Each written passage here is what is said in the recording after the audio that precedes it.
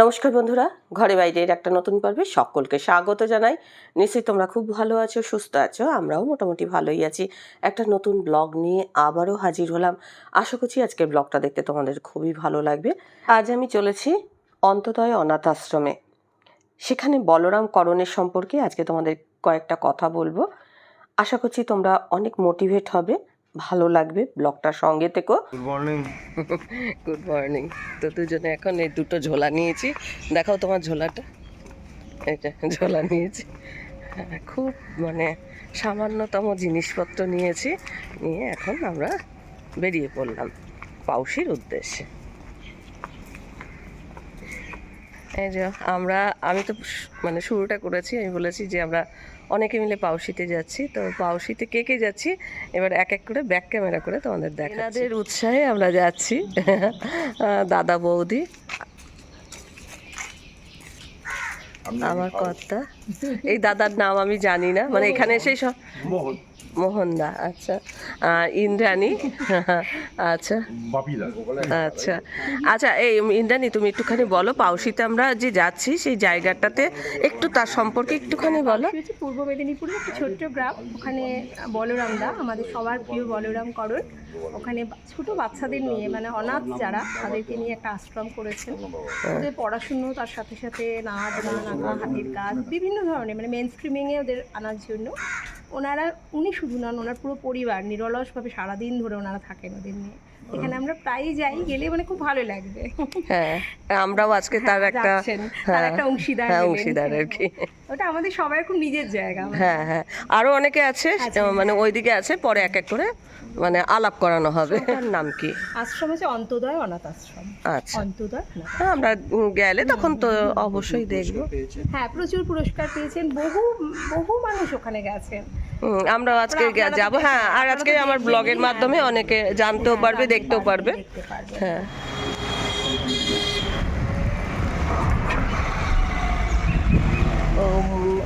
মুন্না দাদের গাড়িতে যাচ্ছে, আমরা মিডিলে। হ্যাঁ, তিনটে গাড়ি আর কি যাচ্ছে, সামনে একটা, আমরা মিডিলের পেছনে একটা। তো চলো, তোমরাও চলো, আজকে খুব ভালো অভিজ্ঞতা হবে। আমাদের শিবতলা থেকে তিনটে গাড়ি একসঙ্গে ছুটে চলেছে পাউশির উদ্দেশ্যে। আমরা যাচ্ছি অন্তোদয় অনাথ আশ্রমে। এটা আমার ফার্স্ট টাইম এই আশ্রমে যাওয়া। দাদা বৌদি বলো, ইন্দ্রাণী, আরও যারা আর কি আমাদের সাথে আছে তারা বহুবার এই আশ্রমে গেছে, কিন্তু আমাদের প্রথম অভিজ্ঞতা, তাই তোমাদের সাথে শেয়ার করব। যাত্রাপথে যে গাছপালাগুলো দেখতে ভালো লাগছে, এই যে কোলাঘাট আমরা পেরোচ্ছি। তো এখন আমরা একটু জলখাবার কিছু খাবো। খুব ভোরবেলা বেরিয়েছি আমরা, 3টে সাড়ে 3টেয় উঠেছি, আর 6টার সময় আমরা রওনা দিয়েছি। আমরা এখন এই একটু ব্রেক দিলাম, এখন আমরা এসেছি কোলাঘাটে।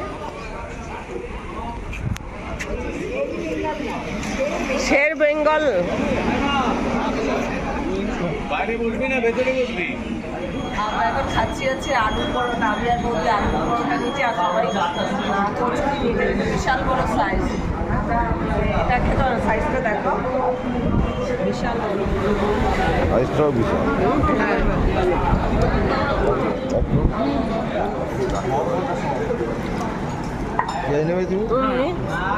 আমাকে একটা দিয়ে দিন।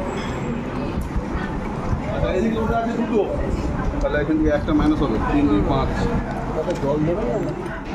আমার কথা বলছে সব কিছু খাওয়ার পয়সা লাগবে, কিন্তু দোল খাওয়ার পয়সা লাগবে না, তাই এটা বিনা পয়সায় খাচ্ছি। ব্রেকফাস্ট করার পর আমাদের গাড়ি আবার ছুটে চলেছে অনাথ আশ্রমের উদ্দেশ্যে। তো আমরা যাচ্ছি আজকে বলরাম করণের মেজ মেয়ের ঘরের নাতির অন্নপ্রাশনে। এখন আমরা মেদিনীপুরে ঢুকে গেছি, আর মেদিনীপুরে এলেই কার কথা মনে হয় বলো সবার আগে? প্রথম শহীদ মাতঙ্গিনী হাজরার কথা। তো তার স্ট্যাচুটা পেরিয়ে আমরা আবারও ছুটে চলেছি গ্রামের প্রাকৃতিক পরিবেশ দেখতে দেখতে। বেশ সবুজ সবুজ দেখতে বেশ ভালো লাগে, তাই না? আরও একজনের কথা মনে হয়, বলো তো কে? যিনি বিধবা বিবাহ প্রচলন করেছিলেন, স্ত্রী শিক্ষার জন্য অনেক লড়াই করেছিলেন। কমেন্ট বক্সে কমেন্ট করে জানিও। কিন্তু গল্প করতে করতে, গাড়ির মধ্যে গান শুনতে শুনতে আমরা অবশেষে অন্তোদয় অনাথ আশ্রমে পৌঁছেই গেছি। এই আশ্রমের কর্ণধার বলরাম করণ, ওনার 3 মেয়ে। তো এই আশ্রমটা যখন উনি শুরু করেন তখন থেকে উনি অনেক বাধা বিপত্তি পেরিয়ে আজকে এই আশ্রমটা তৈরি করতে পেরেছেন। এখন এই আশ্রমটা তোমরা অনেক অনেক বড় আকারে দেখতে পাচ্ছ, কিন্তু এই আশ্রমটা একদিনে কিন্তু তৈরি হয়নি। অনেক মানুষের সহযোগিতায়, ওনার অক্লান্ত পরিশ্রমে এবং ওনার যে উদার মন সেই দিয়ে এই আশ্রমটা উনি গড়ে তুলেছেন। আজকে যেহেতু ওনার নাতির অন্নপ্রাশন, তোমরা সবাই ওনার নাতির জন্য অনেক অনেক শুভেচ্ছা বার্তা পাঠিও। তো দেখো আমরা এখন আশ্রমের মধ্যে চলে এসেছি। আশ্রমটা খুব সুন্দর, মানে পরিবেশটাই এত সুন্দর কি বলবো, পরে ঘুরিয়ে ঘুরিয়ে দেখাবো। এই কোল্ড ড্রিঙ্কসটা নিয়ে নাও।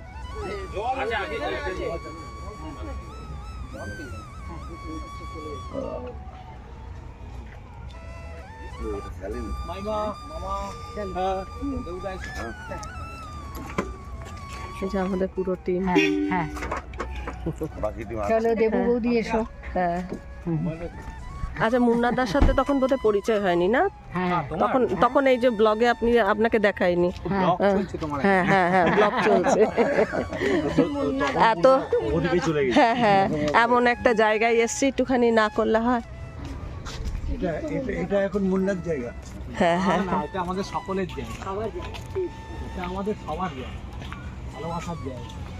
এখানে ভবনের নাম আছে, এটাই ভবন, এটা এক একটা বাড়ি বিল্ডিং এক একটা নাম। এই তো ইন্দুরাম ভবন, ইন্দুরাই ভবন। ওই যে সব আলাদা হ্যাঁ আলাদা হ্যাঁ সব হ্যাঁ building আচ্ছা আছে। আচ্ছা।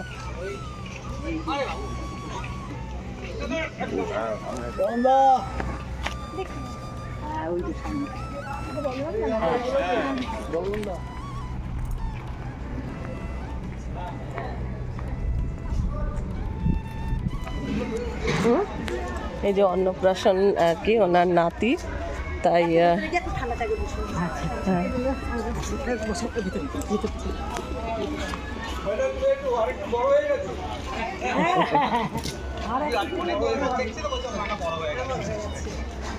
আমরা যেহেতু দূর থেকে এসেছি, তাই আমাদের আগে ঠান্ডার মধ্যে বসবার জন্য উনি ব্যস্ত হয়ে পড়েছেন। এখানে অন্নপ্রাশনের অনুষ্ঠান চলছে।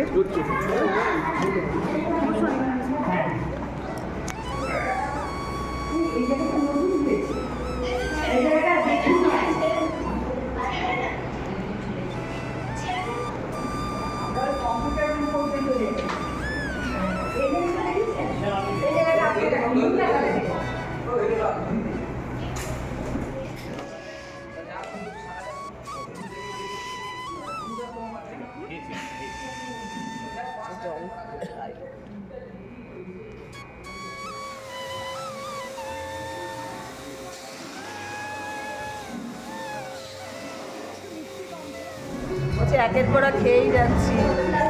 এবার লিকার চা খাওয়ার পর এখন লস্যি খাচ্ছি।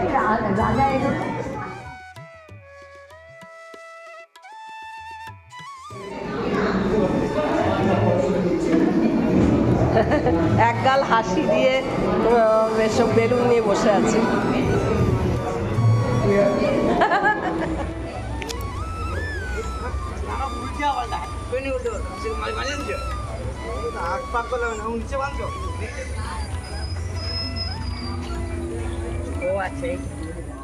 চলো এবার এই আশ্রম এবং বলরাম করণের সম্পর্কে কিছু বলি। এই আশ্রমটা শুরু করার আগে ওনার একটা ওষুধের দোকান ছিল। একদিন ওনার দোকানের সামনে একটা বাচ্চা মেয়েকে কেউ রেখে যায়। বাচ্চাটা বাবা মার জন্য মানে খুবই কাঁদছিল, তো উনি ওনার দোকানে বাচ্চাটাকে আশ্রয় দেয়। সারাদিন পর যখন সন্ধে হয়ে গেল তখনও বাচ্চাটাকে কেউ নিতে আসেনি। তখন উনি কী করেন, যে পুলিশ স্টেশনে গিয়ে জানান, এবং যেহেতু ওনার কাছে সারাদিন বাচ্চাটা খুব ভালোভাবে ছিল, তো পুলিশ স্টেশন থেকে বলে যে বাচ্চাটাকে ওনার কাছে রাখতে, এবং তার বাড়ির লোকের যদি খোঁজ পাওয়া যায় তাহলে বাচ্চাটাকে তাদের কাছে পৌঁছে দেবে। কিন্তু দেখা গেল যে বাচ্চাটাকে আর কেউ নিয়েই গেল না। আর বলরাম করণের স্ত্রী এবং তার যে 3 মেয়ে ছিল, তারা কিন্তু এই বাচ্চাটাকে খুব সুন্দরভাবে স্নেহে বড় করে তোলেন। এরকম ধরো রাস্তাঘাটে উনি যখনই কোনো বাচ্চাদের দেখতেন, অনাথ বাচ্চাদের, তখন উনি ওনার বাড়িতে নিয়ে আসতেন, এবং এই করে করে বেশ অনেকগুলো বাচ্চা হয়ে যায়। এবং যখনই ধরো অনেক হয়ে যাবে, ওনার পরিবারের অত সচ্ছল অবস্থা ছিল না, তখন উনি কী করতেন, চালাতে পারেনি এবং ওষুধের দোকানটাও ওনাকে মানে বিক্রি করে দিতে হয়। তো এরকম বিভিন্ন কারণে উনি আর চালাতে পারছিলেন না।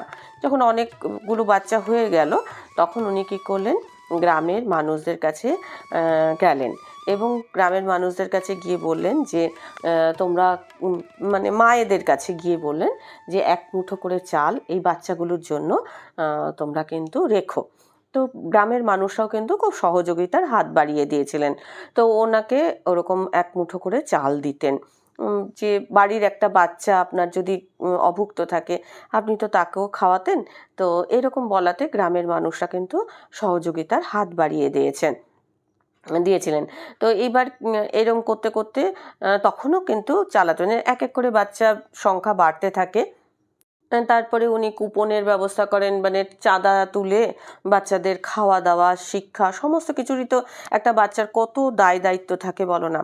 তো এরকম করে করে উনি এর কাছে তার কাছে সাহায্য চাইতেন।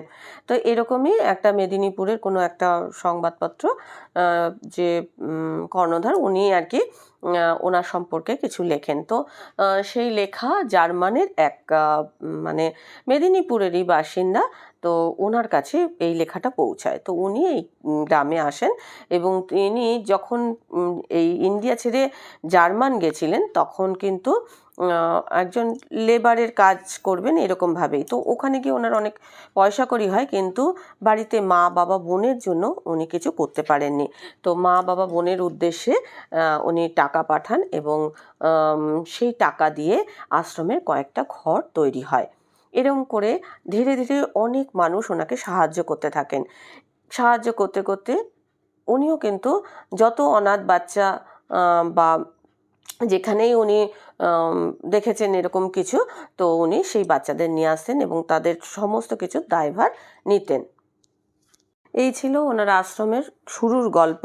তা এখন কিন্তু বহু মানুষের সহযোগিতায় এই আশ্রম ধীরে ধীরে অনেক বড় হয়েছে এবং এখানে অনেক বাচ্চারা আছে, তারা মানে স্কুলে যায়, লেখাপড়ার সঙ্গে সমস্ত রকম শিক্ষা দীক্ষার উনি ব্যবস্থা করেছেন। আজ ওনার নাতির অন্নপ্রাশনে তো এসছি, কিন্তু বাকি যে এই আশ্রমের জন্য উনি যে নিরলস প্রচেষ্টা চালিয়ে যাচ্ছেন তার জন্য কিন্তু আমরা আমাদের সামর্থ্য মতো যে যেরকম পারবো সাহায্য করে ওনার পাশে দাঁড়াবার চেষ্টা করব। তো চলো, এই তো হলো আশ্রমের গল্প। এবার একটু দেখি অন্নপ্রাশনের কি আয়োজন হয়েছে, বাকি কিছু তো তোমরা একটু দেখেই নিয়েছো, অনেক খাবার দাবারের আয়োজন হয়েছে। এই যে ওনার নাতি, তার অন্নপ্রাশন, ওর নাম বরুণ দে, খুব মিষ্টি। হ্যাঁ, তো আমরা পরে তো দেখাবই, তার আগে তোমাদের একটু এক ঝলক আর কি বাচ্চাটার ছবি দেখিয়ে দিলাম। আর ওর মা বাবা এবং ঠাকুরদা দাদু সকলের নাম এখানে দেওয়া রয়েছে। আজ বলরামকরণ মহাশয়ের মানে প্রচুর ব্যস্ততা, সেই জন্য উনি এক জায়গায় দাঁড়িয়ে কারোর সাথেই কথা বলতে পারছেন না, সব দিক ওনাকে মেনটেন করতে হচ্ছে। হ্যাঁ, কুকুরটা দেখে কি শান্তি লাগছে। হ্যাঁ, শান্তি লাগছে। হ্যাঁ, কিন্তু ওই করছে, কিন্তু উঠতে পারবো না, নামলেও উঠতে পারবে না, ঘাট নেই তো। হ্যাঁ, আমরা ওখানটা গিয়ে বুঝতে পারবি। ওই যে হ্যাঁ ওই যে ওইটা ভালো লাগবে। দেখো কত লেবু হয়েছে, হ্যাঁ, তাই না? দেখেছো প্রচুর লেবু, কত লেবু হয়েছে। হ্যাঁ প্রচুর লেবু।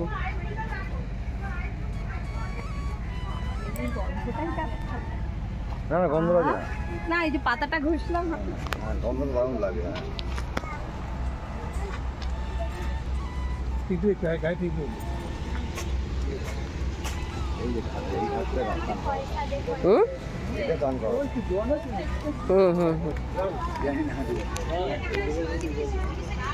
বলছিলাম আম বাগান, এই দেখো আম ফলেছে, দেখেছো? একটু অন্নপ্রাশনটা দেখে একটু উঁকি মেরে অন্নপ্রাশনটা ওটা দিয়ে দিন, অলোকদা গিফটটা দিয়ে দিন।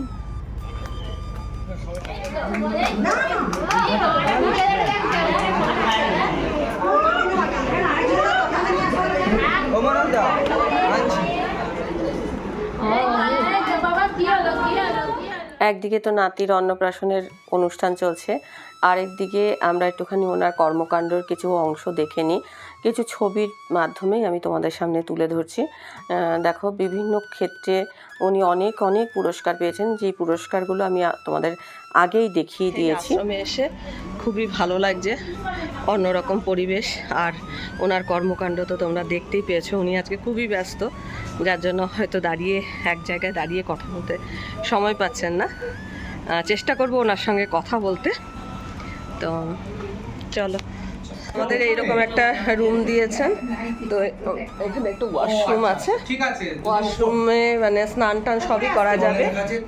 হ্যাঁ, সমস্ত তোয়ালে এখানে রয়েছে, ফ্রেশ।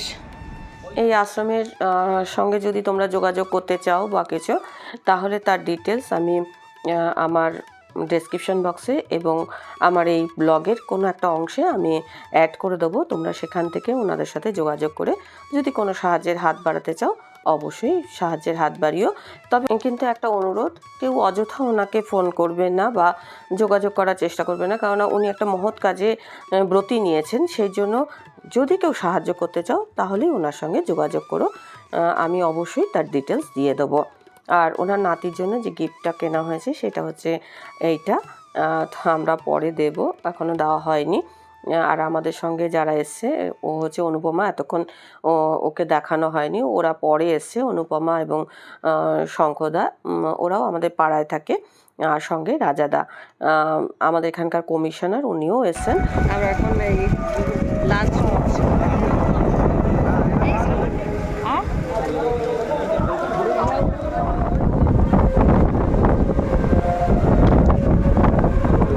বসেছে একদম।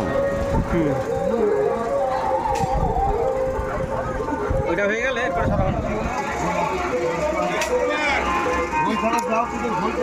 দেওয়ার পর আমরা এই কীর্তনের এখানে এসেছি, তো চলো দেখি কিরকম কীর্তন হচ্ছে। মন্দিরের সামনে আসবেন, যিনি যিনি এই বাড়ির মালিক, তিনি মন্দিরের সামনে আসবেন।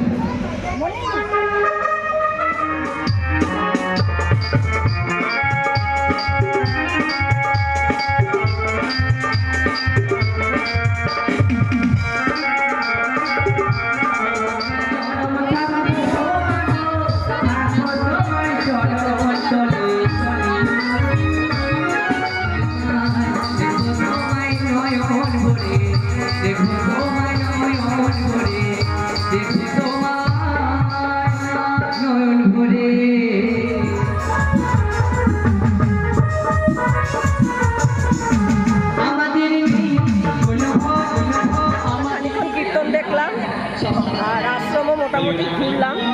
এইখানে হচ্ছে, এইটা হচ্ছে ওপরটা হচ্ছে লেডিস মানে মেয়েদের এইখানটা, আর এই পাশটা হচ্ছে ছেলে। তো আজকে মানে তো এত বোঝা যাবে না, যেহেতু একটা অনুষ্ঠান রয়েছে।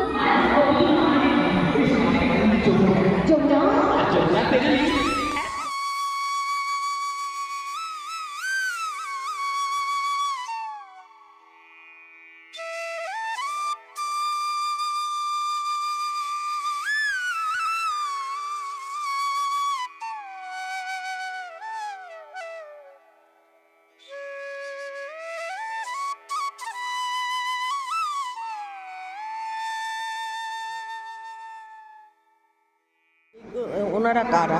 যারা ডোনার ছিলেন এখানে, সোমনাথ, সবাই যারা আছে, যারা এখানে ডোনেশন করে যায়, হ্যাঁ হ্যাঁ হ্যাঁ, এখানে এসে কাজ টাজ করে, আচ্ছা, এখানকার জন্য যারা, তাদের স্মৃতির উদ্দেশ্যে।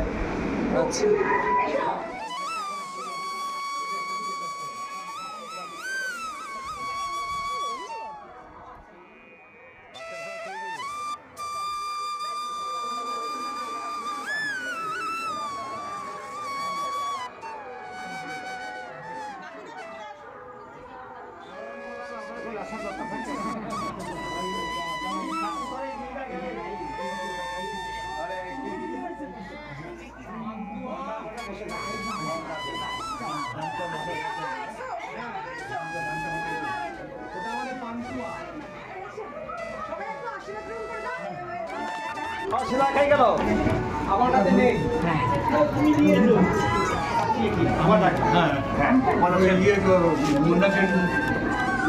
বৌদি যাও, আপনি আশীর্বাদ করে এসো। ওই তো বৌদিরা সব যাবে না।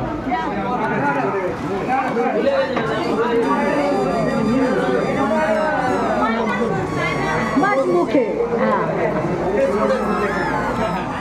এখন আমরা অন্তোদয় অনাথ আশ্রম থেকে বেরিয়ে পড়েছি আর চলেছি আরও একটা ওনারই শাখাতে, যেটা কিনা তোমাদের সঙ্গে ধীরে ধীরে শেয়ার করব। তো পরবর্তী ব্লগের জন্য অপেক্ষা করো, আশা করছি সেই ব্লগটাও ভালো লাগবে।